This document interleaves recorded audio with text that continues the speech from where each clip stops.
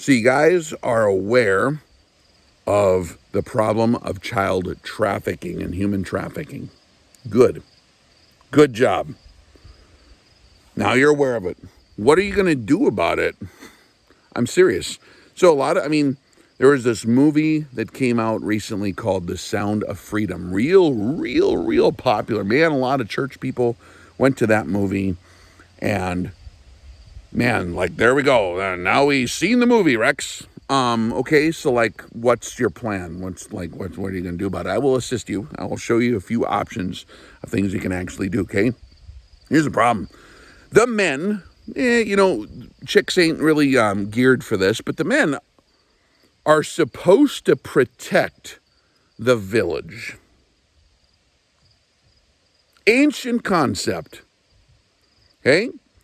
And we have been programmed through the communist education system and television and the universities and all the sob story shitbird BS they feed you and all your media and everything like that. They have programmed you basically to be helpless observers of evil. Why? Because you watch movies about it and then you think you did something, but the only thing you did was ram popcorn into your face.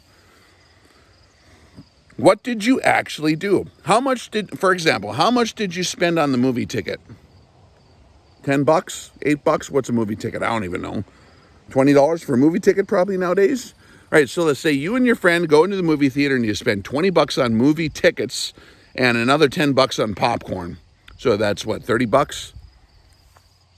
So you spent $30 to observe evil on a screen. So you need to match that to put your support towards some kind of outfit that actually does the work. Everyone who watched that movie within the sound of my voice ought to absolutely match whatever they spent on that trip to the movie theater. If they don't, what category is that in? I'm entertained by evil, Lord, on Judgment Day. And he's going to be like, so you watched the evil. I brought the evil to your awareness through my servants who were brought, were put before you to bring awareness to you. Let's say these movie actors are God's servants, right? So they brought you awareness. And what did you do with it? I ate popcorn, Lord. What? That's all you did. You spent $30 and ate popcorn. And then what? You're actually more guilty now than before you started.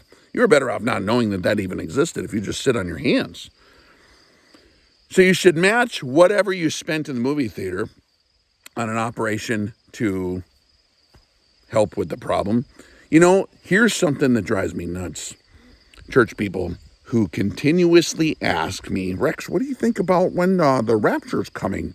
When do you think the end of the world is? When's the Lord coming back, Rex? Because we've been sitting in church, clapping to the piano lady for decades and decades, waiting for him to come pick us up. Where is he, Rex? When's he coming? We're so excited. I'll tell you when he's not coming. He's not coming at a time when we don't take care of the widows and orphans. That is biblical. He literally said that. Messiah will come once his people who are called by his name start actually doing things like taking care of the widows and orphans. He's not coming back until you do at least a little bit of your job. He doesn't care how many songs you sing in church. He doesn't care all this other stuff. I've been at meetings for church people, they invited me on the boards a few times over the years, oh, you should be on the board because you're such an enthusiastic young man. Okay, man, I'll come and help whatever you need with. And they get a couple $100,000 of donations in, and what do? Well, we want to be that shining light on a hill. We need the new chandeliers, Rex. Can you imagine? Literally, chandeliers? Chandeliers? The Lord placed hundreds of thousands of dollars on your lap to do his work, and you put chandeliers on the ceiling so that you can impress people who come in with how wealthy the church is. That was literally their angle, and they knew that was their angle, and they thought it was a great idea. Because after all, that's what brought them into the damn church. wow, it's just like everyone here is very nicely dressed and very squared away. Like, this is a social status thing for me in my house. Okay, man. Good luck with that one. Until we take care of the widows and orphans, we're not going to see him. And if he does come back, it will be to clobber you for not doing your basic stuff. He said that in the book. So take care of the widows and orphans, okay? Yeshua taught us, Jesus, right? Taught us that when you give, you shouldn't make a big show out of it because that's religious externalism. That's you blowing the trumpet, right? So there's no need for us to compare whatever. Like the spirit of giving to help the widows and orphans should be something that's automatic. You shouldn't do it for social recognition, okay? So like, if you do that, do it. Don't. He says that if you want to pray, do it quietly in the closet where no one can see. Don't tell anyone you're praying. If you want to fast, then don't make yourself look like you're fasting. If you want to be charitable, then be charitable, right? It's not about you. It's not about me. It's not about us. We need to help the kids, right? So if you want to do that, there's an outfit of a brother that I know who right now, I guess, is, and I got the message yesterday, and another brother posted one this morning. I almost forgot, but Caleb House puts together back the kiddos after they get rescued. Now they do some of the operational stuff where they rescue the kids, but they put them back together. There's hardly any outfits that do that. So you punch the bad guy, tackle him off his chair, and put him in jail for 5 minutes, right? Because he was only in there for 5 minutes, then they get out immediately, right? What about the kids, man? You need to stop that cycle, that generational curse, right? So anything you can do to help literally the orphans at that point. Where the hell were their parents? They're basically orphan status. If not literally orphans, a lot of them are. So help the orphans, man, okay? So I'll put a link below. I don't make any money on that deal. In fact, when I sell those little Rex whatever shirts that I got on Patreon, I don't know if you guys are on Patreon, I don't collect any of the money. I don't advertise that I don't collect the money, but the proceeds, all my cut goes to that Caleb House. So that's just so you guys can know that I've vetted it enough to actually meet the guys and the dude in charge of it. I know him, okay? Because I don't like throwing my money at frickin' chandeliers at your local church or whatever. That's bullshit. So that's one way to help. Okay, that's one way. Okay, there's two other ways that don't really cost you any money too. Okay, you need to stop bearing false witness about evil. It's an ancient principle. Thou shalt not bear false witness. It was written onto precious stone. You shall not bear false witness. What is false witness? My pronouns are kitty cat meow. Huh? You're not a kitty cat. I'm not going to bear false witness. You can't tolerate that sort of twisted sister lunacy around your children, man. You can't do it. I know everyone wants to be nice in all your little social circles and not be seen as some kind of radical or be seen as mean. It's the truth. No, man, I'm not going to say these pronouns. You'll get thrown in prison nowadays in some countries for not bearing false witness. You can't bear false witness. It's a rule. It's not, and it's not loving or nice to bear false witness either, is it? Because these same people who are so self-centered that the first thing they talk about when they enter into the room is themselves and what's in their pants, that's not good behavior. They're going to have a horrific, terrible, empty life. And if you feed their ego, and if you feed their delusion, that delusion will continue to grow until soon they get out. They get out the cutting instruments and permanently modify themselves. That's not cool, man. What the hell? And the problem is, again, what are the churches and not all of them, man, but it really grieves me. You've heard me complain about it a lot. They've trained us that we do not need to even look at God's rules anymore. What Papa said to do is irrelevant. We just sing songs and accept grace, and that's it. What about sanctification? Isn't that a thing? What does that mean?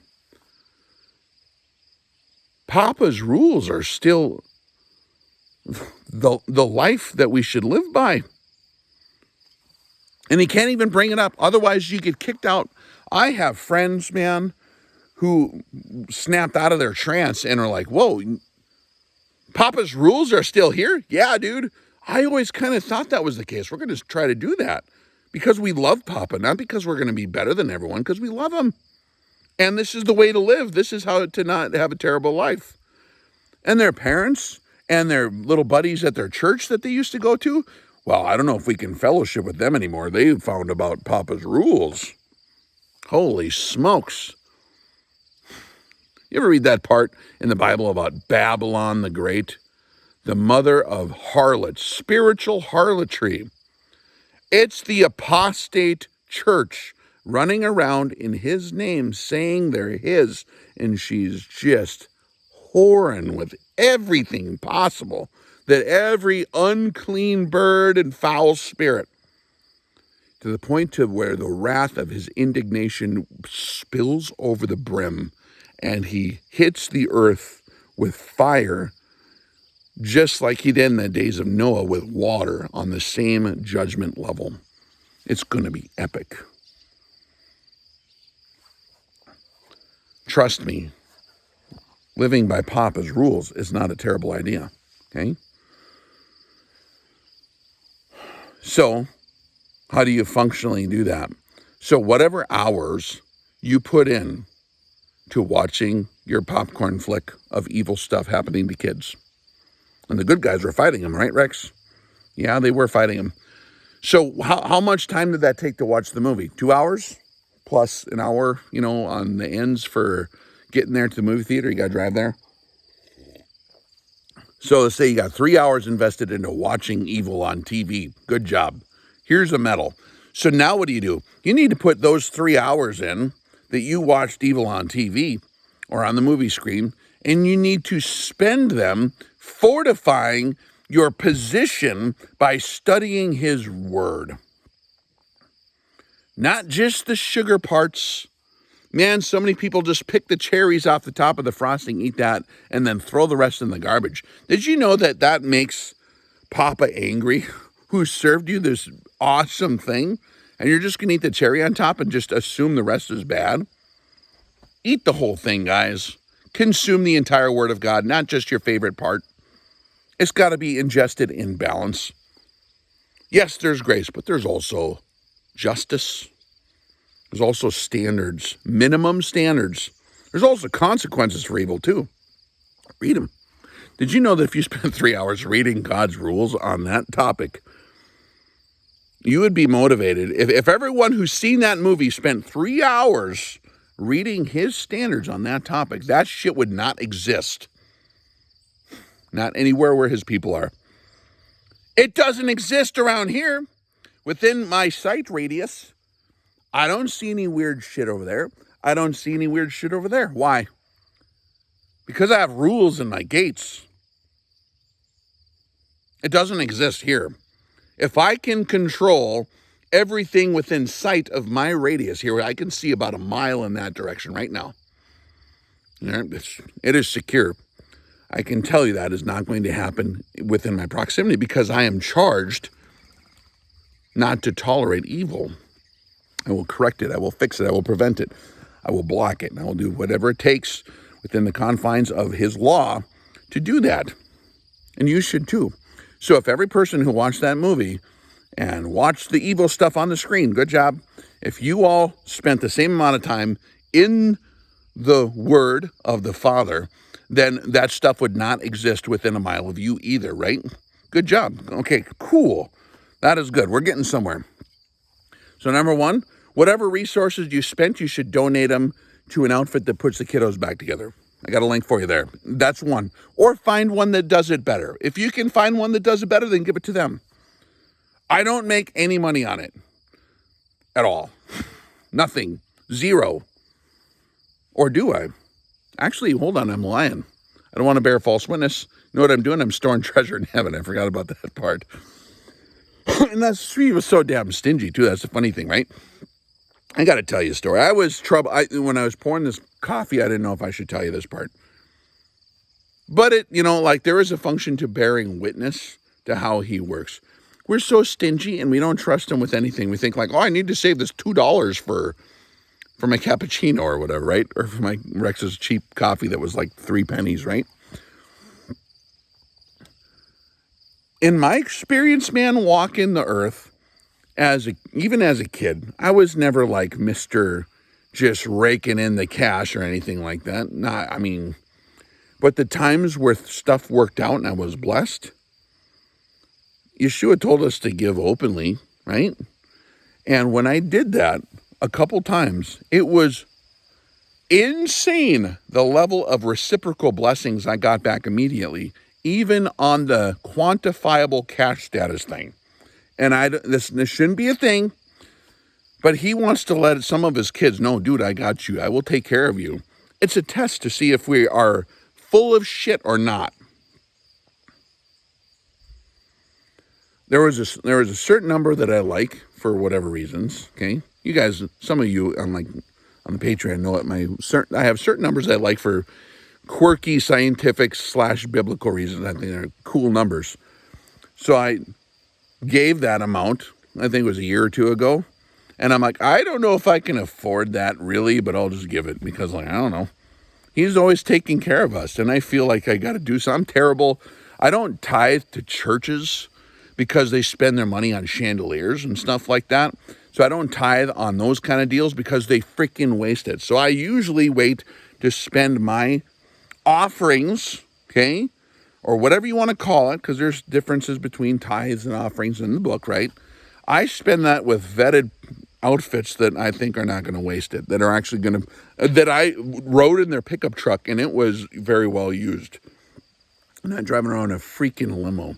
And then one preacher drove around in a limo, literally, at one of the places I went into. You got to be kidding me, man. Are you not aware of, you're not self-aware of optics? Holy smokes. Oh. But I gave this special amount one time. And it was, I can't remember if it was 7 months later. I just forgot about it. I don't keep track of that even really all that well. One of the outfits I was working with, who strangely enough is also similarly aligned. You should also, here's a principle too, guys, just in general while we're talking. You should consistently do business with outfits that have your value system, especially if you're his. His people are set apart. They're from the world, and they depend on each other. It's how all the enclaves have existed for thousands of years. That's how they built up their survival systems.